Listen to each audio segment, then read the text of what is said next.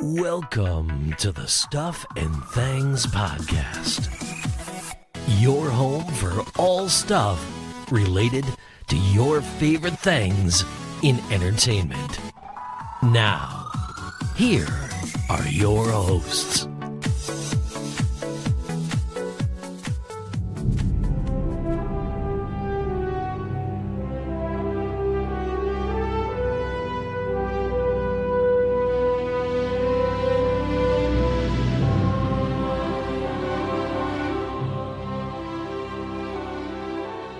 Hello everybody and welcome to the Stuff and Things podcast. I am Sam. This is the Rings of Power edition of our show. Joining me to discuss to basically discuss season 2 as a whole and the final 3 episodes, it's Stefan. Hey buddy, I thought I recognised that music. Yes, it's been a while. So kick off, bit of podcast admin.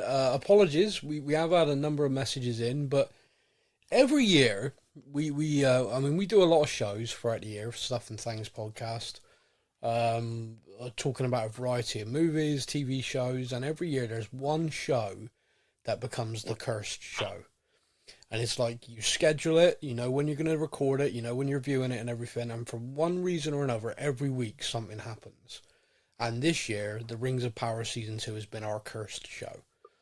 So for the last few weeks, it's been like, oh, hello, I've woken up this morning and it appears I have the plague. So yes, I'm not going to be sitting at a podcast desk. And kids and work and everything has just been like an absolute nightmare. So apologies that we were doing this episodically and then stopped. We did put posts out on social media to explain. Apologies, technical glitch being us. 1 week we were both very unwell. We did another dance around with the latest variant of COVID, which was quite. Yeah, that was. It's like that still sucks. Like 2 or 3 weeks on, that still sucks. This it's a lingerer. This one certainly seems to like embed itself and not leave. But yeah, so we are here today. Now we have episodes 6, 7 and 8. Now with this show being so vast, so detailed, it's going to be impossible for us to do all that in one show. So I've got a plan. But first of all, because it's purely tradition and we've missed it, not doing it episodically, Stefan, the title of episode 6 was... Where is he? And the title of episode 7 was... Doomed to die. Jesus, that was cheery. I know, right? And episode 8, the finale, the title of the episode was... Shadow and Flame. Bum, bum, bum. So, the show's too vast and everything. So what we decided we would do is we'd have a sort of more general chat about season 2, about the Rings of Power, our feelings on where things are, and obviously, pick out a few bits and pieces as well. What I want to start with, and it's not a negative sort of take at all.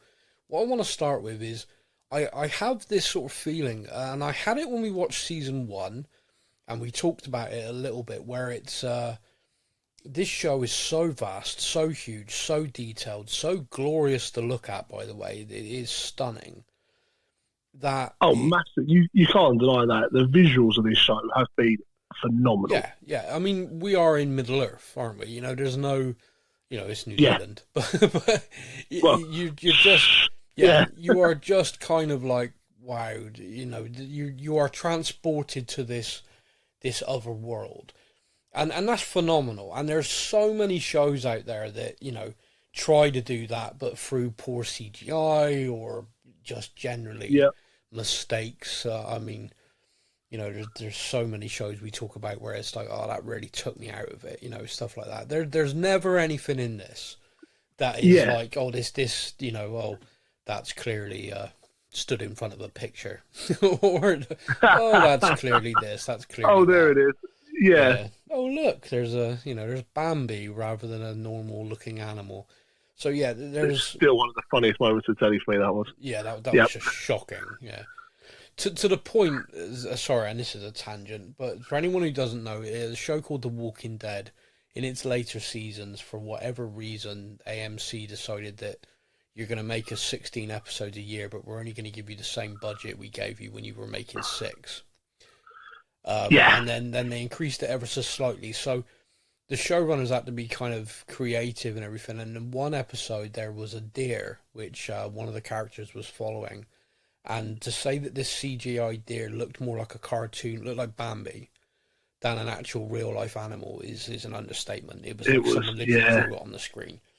So it took everyone out to the point it was hilarious. Now, why I'm laughing about this is because it's become such a kind of example that people point to of when bad CGI can just kill a thing. The showrunner for The Walking Dead actually did a backselling and claims that through trauma and concussion, the character saw it that way. Total bullshit.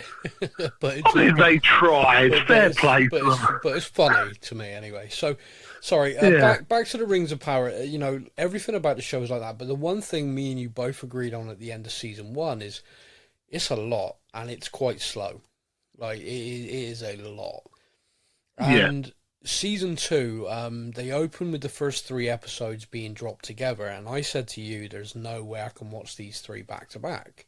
Like, it's like I am. I mean, there's an element to this as well, though, which I always try to factor in, which is we are going to be recording. I know we're recording podcasts about this show, so when I sit and watch it, I'm not just kind of, you know, letting my eyes relax or whatever. Watch it. I am looking for things. I am kind of, oh, okay, that's worth mentioning. Oh, that's noteworthy. Oh, that character did that. Oh, okay.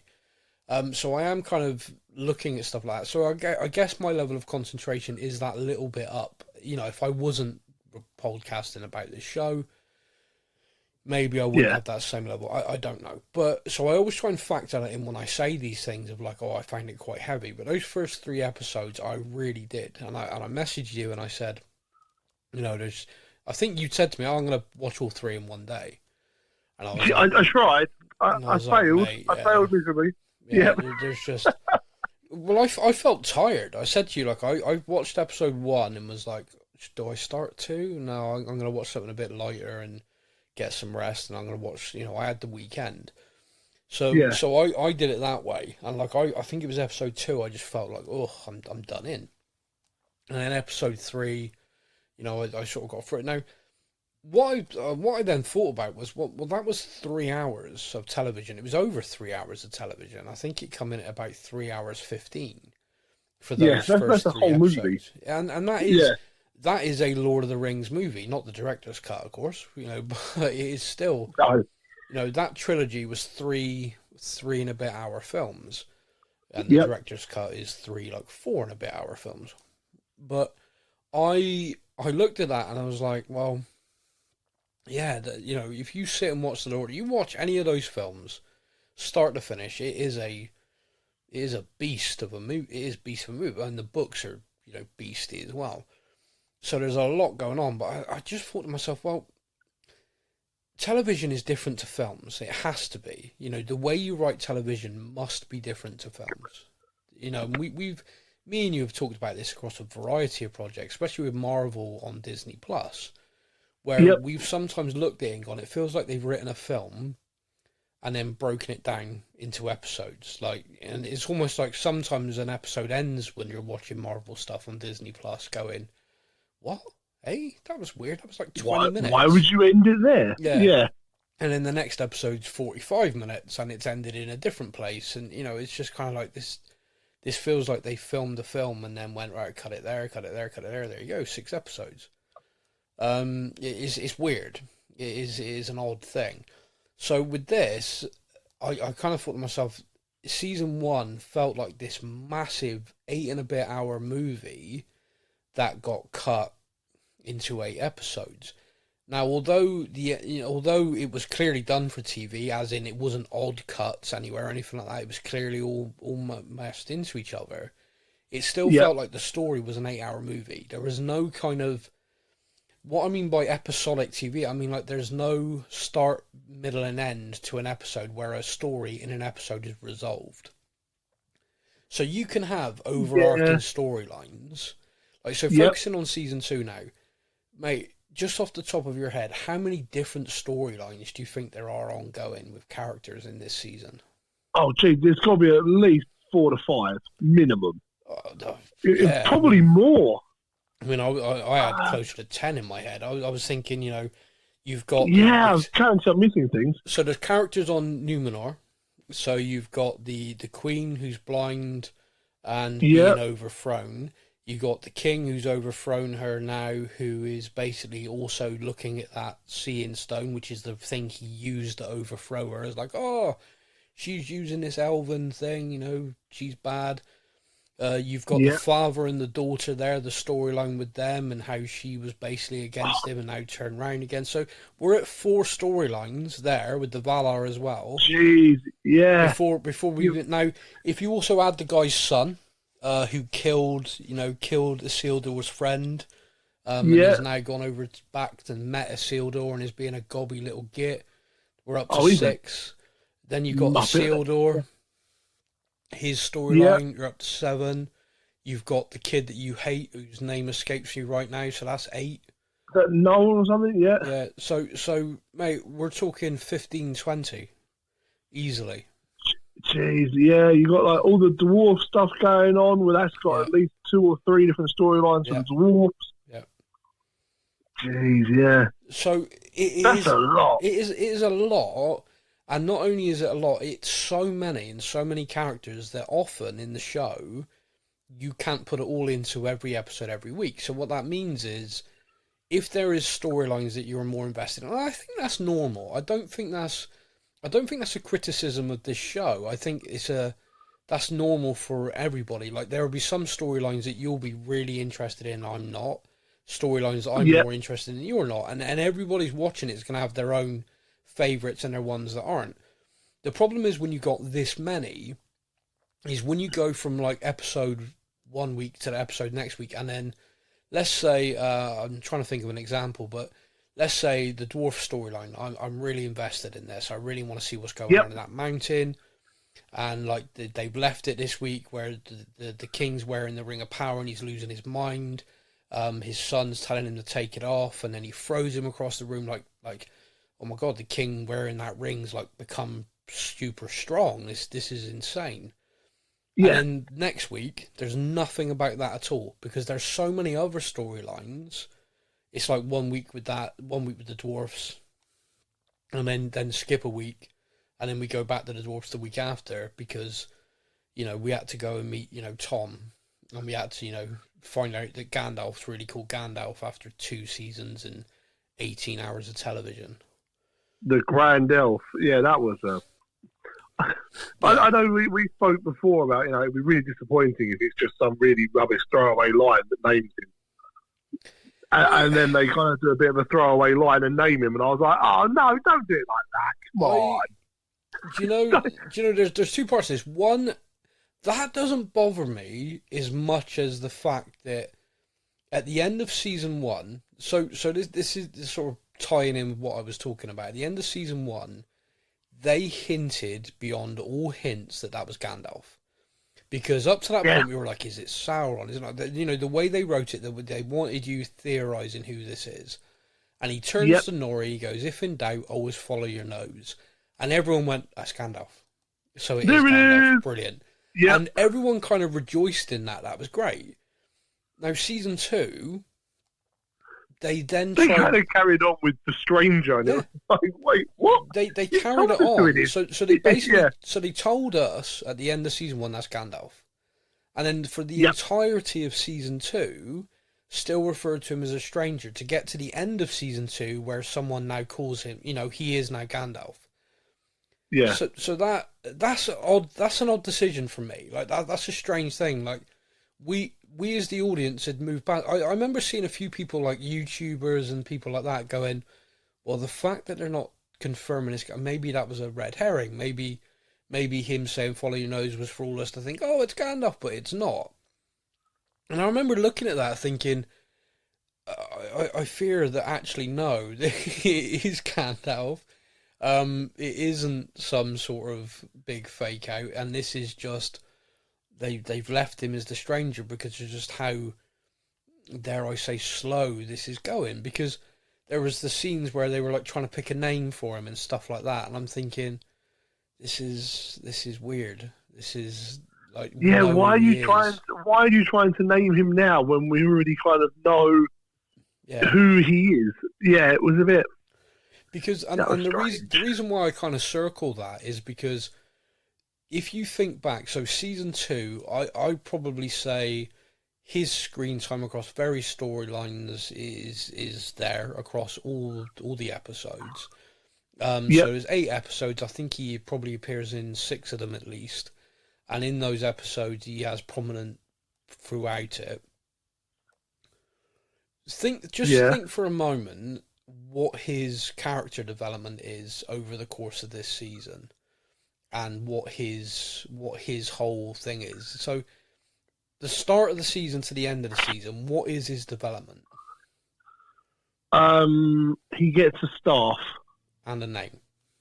and that's it. That's 8 hours of television, Yeah. and he's got a name. Yeah, Now, so, and that's literally like the last one. One of the last moments of the whole season is that. yeah. Yeah. Now this is where I'm kind of like, when you've got this many storylines, this many characters, and don't get me wrong, like I said, some people are so invested in that they're probably screaming at me right now, going, "It was amazing! I want to see more Gandalf, not less." I get it, and you know, like with the introduction of Tom and all these different aspects in it were great, and I love that. Tom Bombadil, fantastic, but Yeah. you could condense that. Like that was spread across all of those episodes, and really, that could be one episode. That could be the Gandalf episode. You know, that it could be. So the way they've done it and the way it's sort of stretched out, again, I have this feeling like it's someone has written it like a film, and then they've created the episodes off the back of it. And the reason why I feel that way is, you think about how a film flows. So using the Lord of the Rings, I want to use the Two Towers as the example here. Okay. What do you, when you think about that film, what is your kind of overriding memory of that film? The battle scene at the end. Helm's Deep, yeah? The Battle of Helm's Deep. Arguably, for some, for me, I think it's up there. It's one of the greatest cinematic battles and stuff you'll ever see. It's at night, by the way, and you can still see it, Game of Thrones, just putting that out there. But it is incredible. Like that. He's a very, very good, yeah. I remember seeing that in the cinema and just being just like, oh, you know, because when you've read books and stuff like that, you visualize things in your mind. It is very rare that your imagination, when you then see it in film, it's like, oh, that's not quite how I thought, or, well, you know, you can't, you know, what you can visualize is. And I remember sitting there just thinking, this is so much more than I ever pictured. Like, this is so incredible. Oh, wow. Yeah. But that film is 3 hours, 20 minutes, I think. The Battle for Helm's Deep's about 25 minutes of the film. So that means that roughly 3 hours of that film is development and moving along. So when you think about that film, you think about the Battle of Helm's Deep as your kind of standaway. There is so much in that film. You know, Frodo, you know, and you know, Gollum. There is a massive amount of story and stuff going on away from the Rohirrim, Helm's Deep, all of that. Loads of it. And it is built up to that battle. But it's 3 hours. So what I mean by this is, like, as that you watch that film, you can kind of drift in and out and everything, but I guarantee you when it gets to the Helm's Deep, everyone's focused on the TV. Yeah, I'm in. Yeah. Yeah, that's it. You're lasered in. When you've got this series, so this is 8 episodes, this is the best part of 9 hours of television when you add it all up. I think it's just over. But roughly 9 hours of television. We had one battle similar to that of Helm's Deep, the Siege. And so, do you see what I mean by this? It's like they've done the same structure, but that's a 3 hour movie.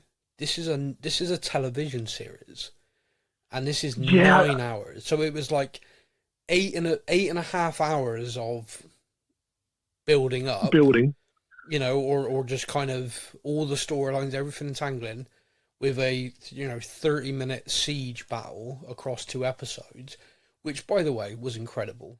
The whole I will highlight this Yeah. because I think this is quite funny. So, anyone listening will probably already be aware of this, but me and Steph have discussed a few times about it feels like, you know, we're running low on action battles here. And what you won't know, however, is in our sort of private chat or anything, on a regular basis, you'd said to me, it just feels like we're never going to get a fight in this show. It's like never going to be a battle, never going to be anything. Yes. So when I see the elves on horseback cavalry charge at the Oh, orcs mate. to break Yeah. the siege, I'm like, oh, here we go. Here it comes. Elrond's leading the charge. And they reveal Galadriel, and so he stops just before they hit. And I'm just thinking, oh, Steph's going to be doing his nuts. And then I Mate, check. remote controls were being thrown. Like, I was like, you are kidding me. Like, we have waited this long for this moment, Yeah. and you literally pull out at the very last second. Halt! Are you kidding me? Yeah, Elrond's pull-out game was strong, for sure. Yeah, oh man, yeah, that was one of those moments. I know Ryan had a bit of fun with that on our Discord as well. Yeah. Like he was saying, I genuinely thought that was it. I thought that was it. That was the moment, and then it Luckily, stopped. we did get absolute carnage and some fantastic battle going on. We see like that. You get that bit where he shouts "halt," and then the next scene is them just sat at a table talking. Yep. And oh, mate, steam coming out of my ears. Well, I can imagine. I'm like, yeah. you're joking. All of that build up to them sitting at a table talking. I was like, no, come on. Yeah, we're gonna hammer out a peace treaty. That'll take a good episode. Yeah, Yeah. So, like I said, it is kind of crazy to me that it would appear that they have this structure where it's like we've got all of these things, and in this series we're gonna have this one big payoff. Now I know there's been Yeah. little skirmishes and stuff, but there were little skirmishes in the film. Again, using the Two Towers as the example, there was skirmishes and stuff. You know, sealed. Oh God, Joe, I just called it a seal door. Oh, a seal door's air. Aragorn. Yeah. You know, he's thrown off, and they think he's dead, and you know, so there's skirmishes and stuff that happen, but yeah, everyone just thinks of Helm's Deep. That's what everyone thinks of. So for me, I just feel like they're doing, like, each episode for me needs to have a beginning, a middle, and an end. Where I'm not saying every episode needs a battle. I'm just saying every episode needs a payoff for a storyline within the episode, in addition to this big overarching. Because if we don't get that, it doesn't feel episodic. It feels very kind of like one into the next, into the next, into the next. Whereas there's no the want of a better word, there's no kind of satisfaction finishing an episode. It's just like yeah. And okay. there wasn't either. Very, very few times in this season Yeah, did an episode finish, and my first thought was, "Oh, next week! Oh, here we go!" yeah, Like I say, it all just kind of rolled into the next, Yeah. into the next, and I'm like, TV shows have to have, like I say, they have to have like that cliffhanger or the hook. Yeah, just the something kind of, something that makes you go, "Oh, next week's episode, we're going to find out this." Or, yeah. Well, we're gonna it's the do this reason, next yeah. week. It's the reason to tune in next week is what they need. So it's kind of like you say, a cliffhanger or just something at the end of the episode that is, oh wow, I can't wait to see how so and so reacts to that. You know, that's crazy or whatever. That's going to be big. Now, of course, this is all opinion based, and there's plenty of people who are listening who perhaps think, "Oh, I thought it did that," you know, and that's fine. I'm only, I can only talk from my perspective, same as you can only talk from yours. But so for me, that's where season 2 is at now. Strangely, and this is a strange thing. So when this whole thing was announced, the Rings of Power, everything, it was announced by Amazon. They were putting all their money behind it because of Jeff Bezos' spacey love for Lord of the Rings. And they said it was a 5-season story they were going to tell. Yeah, that's when, silly. Well, when season 2 started airing, if you check Yep. IMDb or you check various places, season 3 was there. Like, it's been renewed. Season 3 is there. Yeah, I'm on there now. You can currently see, yeah. There's nothing there, but it just says season 3, episode 1. Yeah, Yeah. it was just kind of everyone knew that. Well, there's an article now been released about a week ago saying it's up in the air. Saying it's not yet been confirmed. The actors haven't had their options taken, like we're ready for the next season yet. Now, that's for season 3. Yeah, for season 3. Now, everywhere says it's done and there's filming set and stuff like that now, but there is just this one article that's come out from a reputable source saying no, it's not definite yet. And I'm kind of hit pause. So there's two parts to this, which is kind of funny. One is how expensive this show is, and how generally the reaction hasn't been amazing to seasons 1 and 2. Right, yeah. I do wonder if someone there has gone, well, actually, if this was any other show, Jeff, this would have got cancelled because it is so friggin' expensive and it isn't doing the numbers we want it to. And I just wonder if there is a conversation going on with this.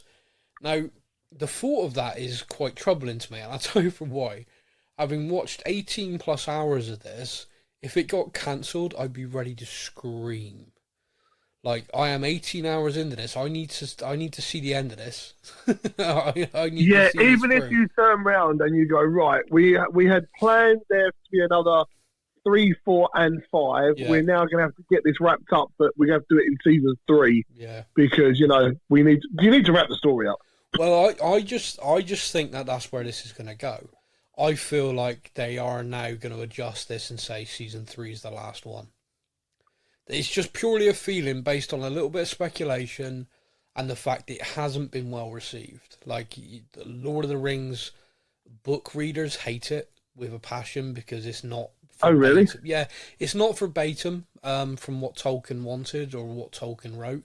They've based it on and gone their own direction. And that seems to have really pissed a lot of people off. Movie fans, I think, are similar to what we were talking about. I think movie fans are like, oh, it's a lot, it's slow. But don't get me wrong, there's also a lot of people that are just loving it. I love the Lord of the Rings. This is Lord of the Rings content. I'm loving it.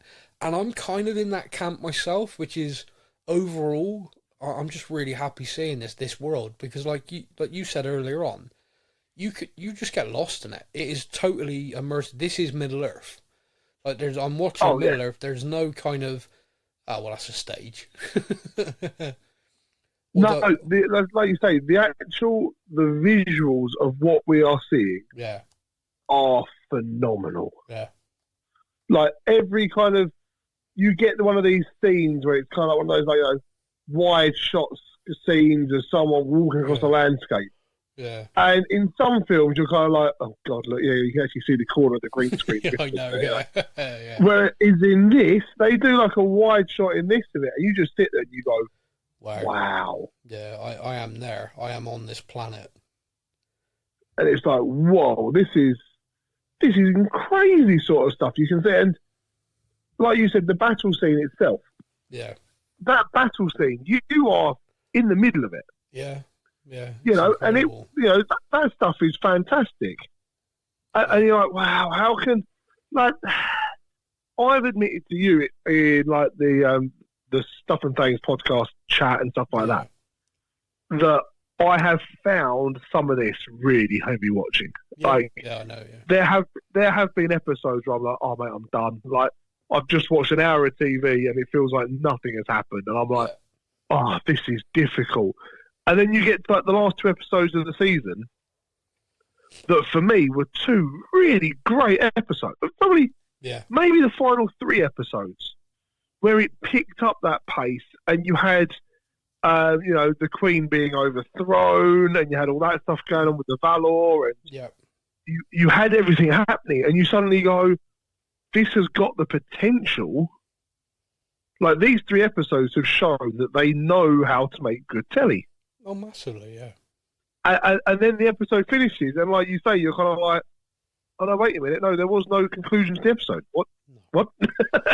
So the one of the other shows we talk about, which is in a fantasy genre as well, is House of the Dragon, which is a spin-off from Game of Thrones. Now, me and you really enjoyed season 1 of that show, and season 2, we still enjoyed it, But I think at the end of it, we both went, that was an 8-hour trailer for season 3. It just felt like it was very frustrating. Yeah, it felt like at the start, at the end of season 1, it was we're going to war. At the end of season 2, it was we're going to war, and you're like, well, come on, like we've had a few skirmishes. Where's the war? Yeah. There's been a few skirmishes, one dragon fight, but that wasn't like it was. It was almost like it has the same problem as this, which is funny because House of the Dragon is literally TV episodic. It's been developed purely for that. So. Yep. With this, it's a similar feeling to me, which is just like, and I don't know whether again, perhaps this is a male failing. Perhaps it's like, where's the fight? Where's the action? Yeah. Like, oh yeah, whatever. Yeah, lovey-dovey, kissy, whatever. Give me violence. I want war. Yeah. I mean, I did. I mean, focusing in on the battle for a moment. So we do get to see Sauron in a kind of, up to this point, it's been all Sauron manipulation. Sauron kind of, what he's done to the mind of Celebrimbor was incredible. You watch that from start to finish, him just get into his head to the point that by the end, that scene where Celebrimbor works it out though, I loved it. He spots the mouse. That's it. The mouse is doing like the exact same thing every time. And the candle. Goes, hold up. Yeah. And the candle doesn't burn down, and he realizes that he's trapped, and he realizes who he is at that point. I loved that because one, it goes to show how strong a mind Celebrimbor clearly had, because he was able to break free from that. But 2 as well, just the acting of that guy, because the realization on his face of, I've been completely manipulated by Sauron. Like, oh my god! Like instantly kind of goes, I know who this is. Yeah, and it's just the acting of that and the kind of the scenes for that. I loved that. Now that was kind of happening whilst the whole Eregion was under siege. Now that siege was phenomenal, visually stunning, incredible. How they did that and how it made it look just real to me. It looked like a real city, a real castle being stormed and sieged by real orcs. It was incredible. Yeah. And so I loved that. I loved the character, like the character of Adar was just so interesting, so kind of different to everything we've ever had in terms of like we talked about it a little bit in the series of. What are we getting? Like orcs with families? Who gives a? They're evil. They're bad. Like, why do we care? Why? And it was a deliberate thing, clearly a deliberate thing to try and show Adar was different. He wanted the orc kind to be a people, to live in peace, to go to Mordor and have their own land and just be left alone.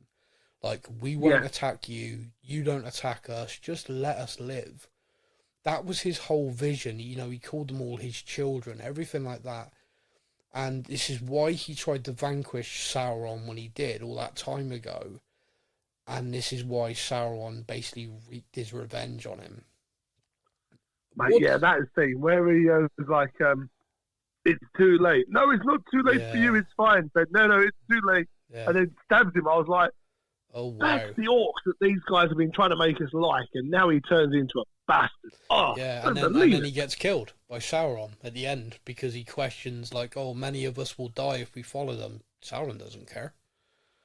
And the others just see that and like, right, okay, we're off to do that then. Cheers, boss. In that moment, that orc realised, I've made the wrong choice. Yeah, mistake. Yeah. I've messed up. Oh, yeah. Have you made a poor decision at work recently? Yes, I have. Yeah. This sword in my throat says maybe I did. Yeah. Again, talking about kind of like acting and stuff in the scenes, Galadriel's reaction when Sauron appears as that kind of elf, that kind of mystical version of himself, and she the way she kind of stands there, like she can't even lock eyes on him. It's like her skin is crawling. It's like she is feeling every single moment of that of utter disdain and disgust. You mentioned to me as well, like Adar puts her ring on and it kind of takes him back to his elven kind, his elven look. Yeah. And Wow. Yeah, What a and that transformation. was, yeah. I mean, for one, I really need that ring. That made that guy quite pretty. But the thing that I find interesting with that is he was like, I don't want it. Like, that's not me. This isn't who I am. Yeah. Like, I just want to be Adar, and I want to be with my orchid kind. I want to be left Yeah, alone. she asked him, like, who were you? And he's like, basically, it doesn't matter. Yeah, Like, I had to earn this name, and I want you to help me earn it again. yeah, Let's go kill him. Have the ring. I don't want it. And it's Yeah. like, oh, damn. Okay. yeah. And that Right. that was interesting to me. So just on the topic of the rings, so we saw the dwarven ring had a massive impact on the king there. Huge impact on the king. He became obsessive with gold and jewels and mining because he's like, I can see all the riches we could have. And his son said, like, he's not a greedy guy. Like, this isn't him. This doesn't make sense. Like, he's a lot of things, but greed isn't one of them. Like, this isn't him. Yeah. And he was sort of like to all the other dwarf lords, like, yeah, well, if you want one of the rings, you gotta kick in like tribute to me and stuff.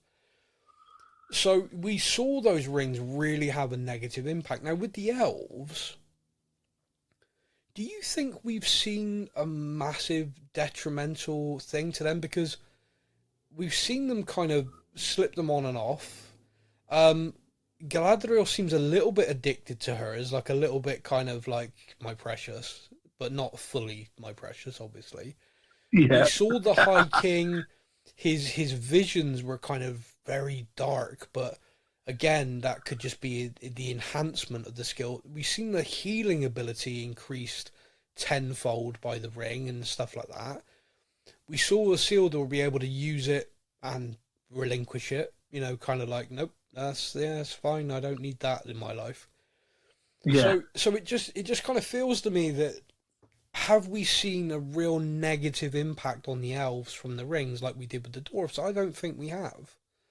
No, I don't think we have. But then at the same time, I remember in the scene where they make the elven, the dwarf ones. Yeah. He very obviously, like, he takes the rings, he puts the rings in himself. Yeah.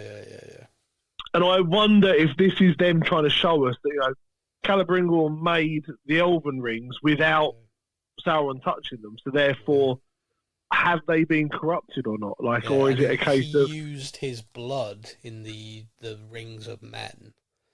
Yeah. So again, it's so interesting the way he's done it. Is it a case of the elf ones haven't been corrupted because he didn't literally get his hands on them, but the dwarven and the human ones will have, Yeah, the rings for men. We saw Celebrimbor die quite horrifically.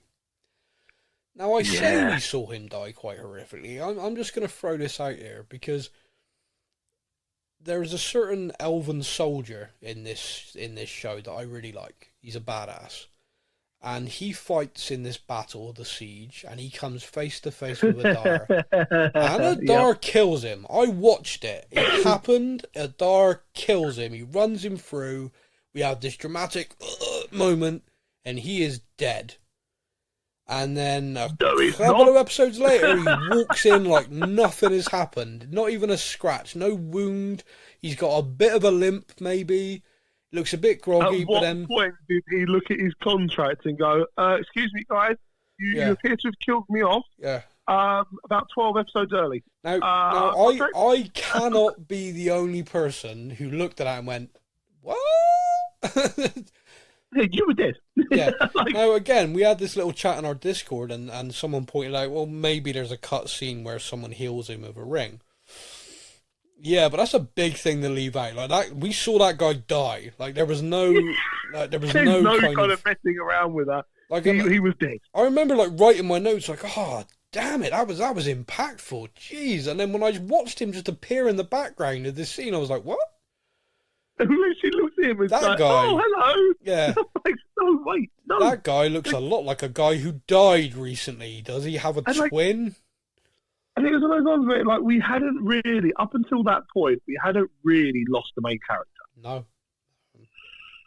So his death was like, oh It was damn, okay, impactful, like, yeah. lives are actually at risk here. There Yeah, isn't big that much time, plot yeah. armor. People can die. Oh god. Yeah, no, he is wearing the thickest plot armor ever. It's clearly to save him from being run through by Adar. Yeah. If he was sort of doubled over when they found him, he's like near death. He's like, oh, look at him, he's really badly wounded. I'd have been okay with that. I'd have been like, oh wow, okay, he is alive. Oh wow, okay. But he is messed up, or someone's going to need to help him. No, Yeah, he is not only up and moving around, like a little bit gingerly, like, oh, but he just looked like he fell down. He doesn't look like someone literally stabbed him to death. He's up and off he goes, yeah. Yeah, and then when the dwarves arrive, he's like, haha, commando mode, just starts taking people out again. I'm like, what? Oh yeah. Absolute badass. There's no messing around with this orc himself. No, he is an absolute badass, and I like that about his character. But dude, I want to know how you he's still died. alive. Yeah, I know the elves are like immortal, but when they get killed, they're not immortal. Like, Yeah, there's only a level of immortality that you can have. I think he's gone past it just it. kind of feels like they could have cut his head off, and the next scene he's walking with the arm, his head under his arm, like, I'm all right, it's just a scratch. A flesh wound, it's fine. Yeah, well, there's a meme for sure. But yeah, I just kind of, that was weird to me. You pointed out something which now I can't unsee, which is clearly a number of the extras were stage actors, because they're there swiping their swords but stopping it just before it hits anyone. There's the one scene where the orcs are running through the town. Yeah. And there's an elf gets knocked to the ground, and this orc runs at him, swings his sword down with such might, and stops just as he touches his arm. Yeah. And then the next one runs along and just kind of rubs it along his tummy and walks off. Yeah, here you go, little tickles for the up. Maybe this is how that guy made me survived. Maybe the orcs are just shit at fighting. Like, tickles. Oh, what? I got to stab you with this pointy thing? Oh, bloody hell, I didn't know that. Yeah, no, but this isn't how we practice. We practice by touching you with it, and then I win. Yeah. Yeah, so that was kind of funny, but it was very engrossing. Like the battles and everything that was going on was very good. Yes. Galadriel trying to rescue as many elves as possible. Now, one of the things I find interesting again was at the end where you've got the High King, Elrond, and Galadriel. Galadriel's been saved. So she was stabbed by the crown, Sauron's sort of crown, and it was like a evil, basically. Now, we have that a little bit in the Lord of the Rings in the movies. You remember with the Nazgul blades, where, they have to try and heal Frodo. But, the only people that can heal him is the elves. Yes. So, yep. We kind of have that again here where she is near death. The High King can't heal her all by himself, even with his ring. So Elrond has to, ring up, so to speak, and step in as well.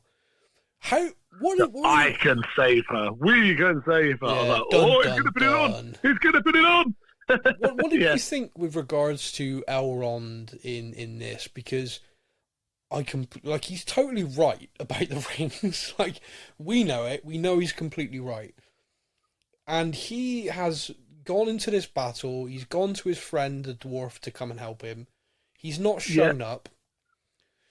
We know there's a reason behind that, but that's got to be a problem for him. My gosh, yeah, like he has put all of his trust into one of his best friends, and they haven't turned up. And you can imagine, like, they'll be here at the end of the episode. They'll arrive. Yeah, well, he was, and you could see he was just broken by that. Like when that guy showed up and like the dwarven army got recalled, and he was just like, what?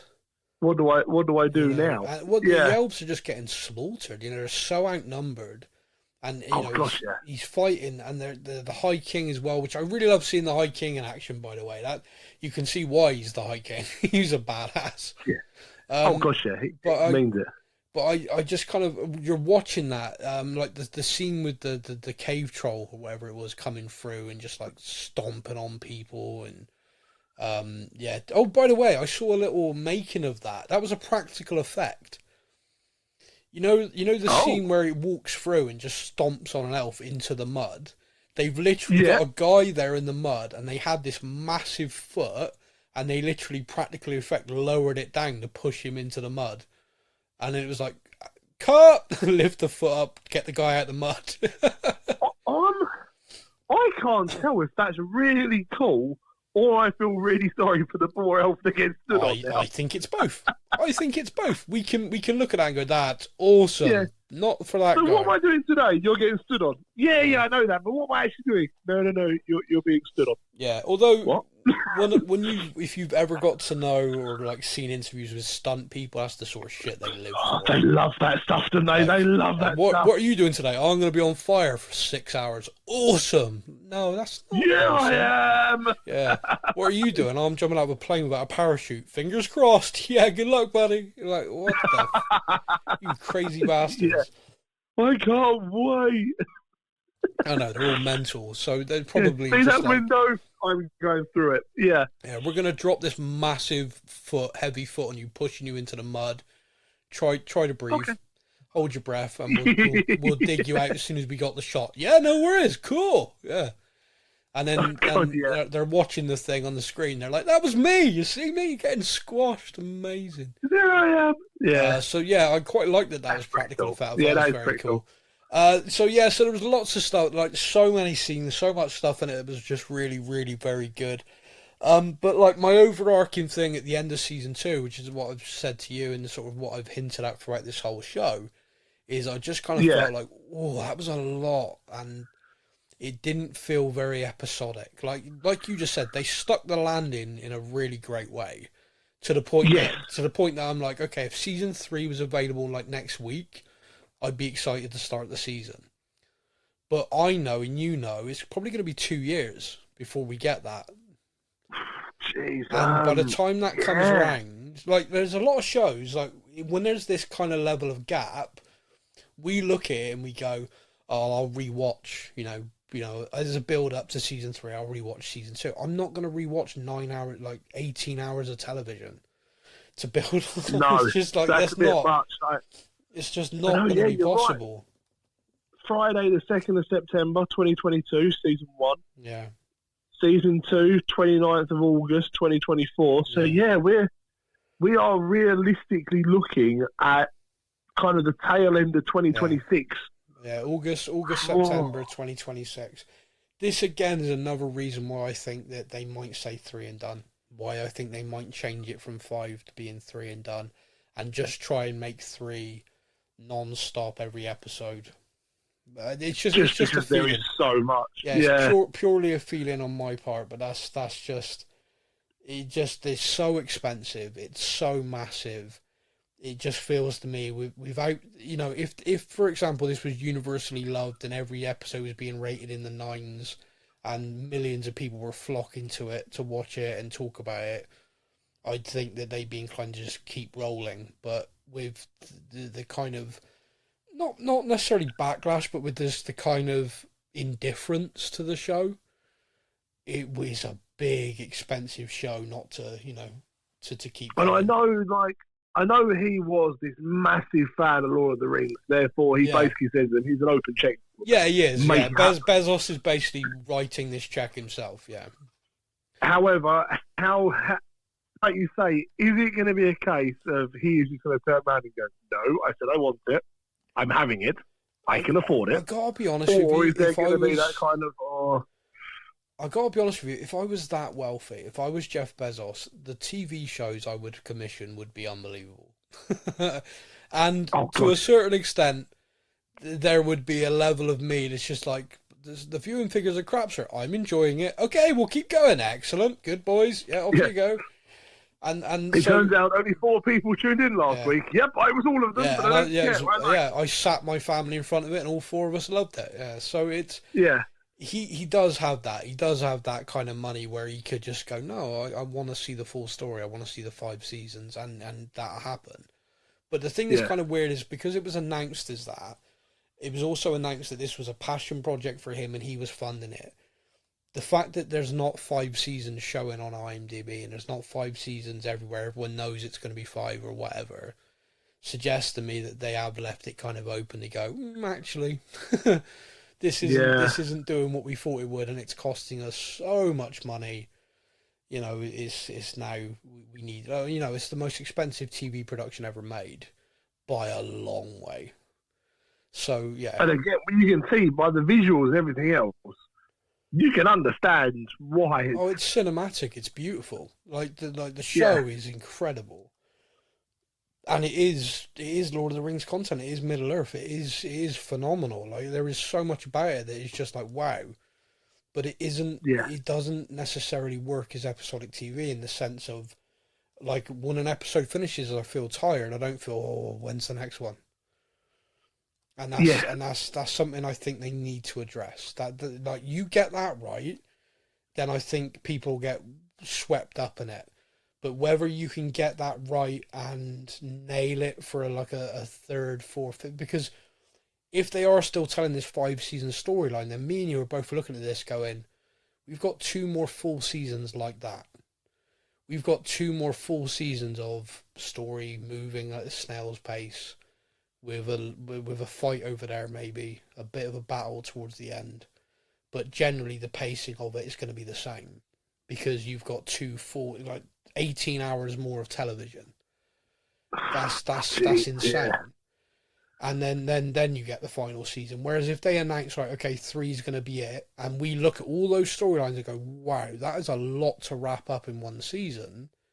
You know, that's going to go one or 2 ways, isn't it? Yeah, exactly. But you know, but they've got enough time. Like you say that about like when you see sometimes like shows go right. Okay, this is our final season. We're going to wrap everything up. You look at it and you go, well, your episode time is 35 minutes. So in 12 episodes, you're going to wrap all this up. And good luck. And there's so many times you've got 8.5, 9 hours worth. Yeah, exactly. You could do 3 movies. Yeah, you literally could wrap up all of it in one season and do it satisfactorily and do it in a kind of every episode has pace and meaning and kind of one into the other, and yeah, I mean a lot of it's going to be down to, like you said, Jeff Bezos. I expect a lot of it's going to be down to them going to him saying, look, these are the viewing figures, these are the advertising revenues we're getting, this is this. We are losing our ass on this, boss, but you always said that didn't matter.